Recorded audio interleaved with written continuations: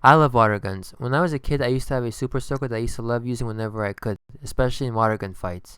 I always wondered why there was never a video game based around this concept. Well, now there is. Developed and published by Nintendo and released in May of 2015 for the Wii U, Splatoon is a third-person shooter that revolves around spraying ink using ink-spraying weapons. It takes place in the city of Inkopolis, which is inhabited by humanoid squid-like creatures called Inklings who love to compete. While it is similar to the hundreds of shooters out there, Splatoon brings some new ideas to the table, one of which is the squid ability. At any time, Inklings can turn into a squid, which allows them to perform a variety of actions, one of which is to swim around in their own ink, which makes them go faster. They can also use the ink for cover or to climb walls. When you first start Splatoon, you'll have to complete a mandatory tutorial that teaches you the basics of the game. It does a good job of getting you up to speed. Once finished, you go directly to the center of Inkopolis, which serves as a hub for everything in-game. Within the hub, you'll find weapons and 2 armor shops that allow you to buy new weapons and armor for multiplayer, as well as access both a single-player campaign and multiplayer. I like the way that Nintendo integrated both components into the game world, instead of having to select it from a menu. To get a feel for Splatoon, let's start off with the single-player campaign. The single-player campaign takes place in Octo Valley, where your goal is to rescue Zapfish, Inkopolis' source of power from the evil Octarians. Single player consists of areas that contain a set number of levels. The goal in each level is to reach and rescue the Zapfish at the end of the level. Once you rescue a set number of Zapfish in the area, you'll be able to fight a boss. Defeating the boss will unlock the next area, as well as unlock a blueprint of a weapon that can be exchanged in the weapons shop for multiplayer. You only get one weapon in single player. However, you can upgrade this weapon by collecting power orbs scattered across the level. The levels themselves are creatively done and are varied. The bosses aren't the most difficult bosses in Nintendo's history, but they are creatively done and are fun to face off against. The campaign is relatively short by Nintendo standards, however, and you can probably beat it in 4 or 5 hours. What the campaign does is prepare you for multiplayer, since each level revolves around a different strategy that you can use in multiplayer. Let's talk about the multiplayer then. There are 2 modes in multiplayer, regular battles and ranked battles. Regular battles are battles that have no bearing on yours or your team's performance. Since ranked battles are unlocked once you reach level 10, you'll be starting here. Currently, there's only one game type available in regular battles, Turf War. The goal is to spray as much of the map as possible in your team's ink color. The team that has sprayed the most percentage of map at the end of the round wins.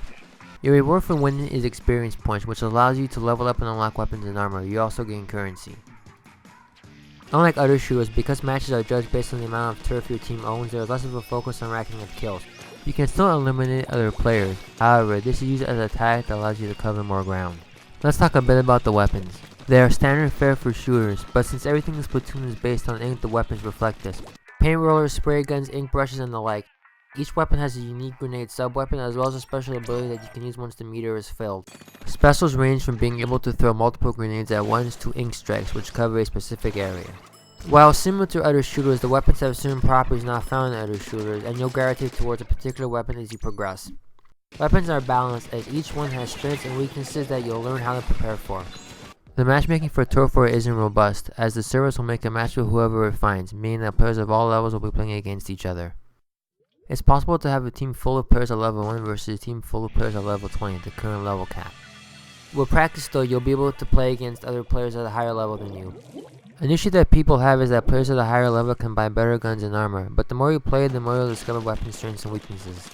Once you hit level 10, you'll be able to participate in ranked battles, which are battles in which you are ranked based on yours and your team's performance. In the matchmaking lobby, you only pair with people who are at the same rank as you. If your team wins the match, then you go up in rank and gain experience. But if your team loses the match, you may not get any experience points and you lose points, causing your rank to go down.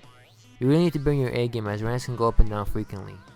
As for regular battles, currently there's only one game type, Splat Zones. The goal in Splat Zones is to control all the control points by spraying them on the map for the entire match. When one team controls all the Splat Zones on the map, a timer will start counting down from 100. Whichever team reaches 0 first, or whichever team has the lowest number when the match ends wins the round. It's similar to King of the Hill and other shooters. 2 issues that people are having is the fact that there's no voice chat in multiplayer and that the map quantity seems rather thin for a full-priced game. Considering the voice chat, it doesn't affect me because I never use voice chat in multiplayer games anyway. I only use it if I know the other players I'm playing with. It doesn't really matter in Splatoon anyway, because while you're in the match, the gamepad screen shows the entire map, which areas are covered near ink and turf war, or who controls the splat zones, as well as where your teammates are, which allows you to spawn to the location by tapping on them with the stylus whenever you want. Considering the quantity of maps, I don't mind because every time I play on one of these maps, it's a new experience because you never know what the other players will do. The maps themselves feel right for the type of game that Splatoon is, and they fit the aesthetic of the overall game. The world of Splatoon is very bright and colorful. It's reminiscent of games like Jet Grand Radio, and the soundtrack, while not the most memorable soundtrack in Nintendo's history, fits the mood of the game very well. The overall game has that Nintendo polish that you've come to expect over the years. Is Splatoon worth it? Yes. If you're looking for a multiplayer focused game on the Wii U, or if you play Call of Duty, Battlefield, or other similar multiplayer first-person shooters and want to try something new, get Splatoon. While it may not have the same depth as some other online multiplayer shooters, it's got that addictive quality that will keep you coming back for more. Just don't buy it for the single player campaign.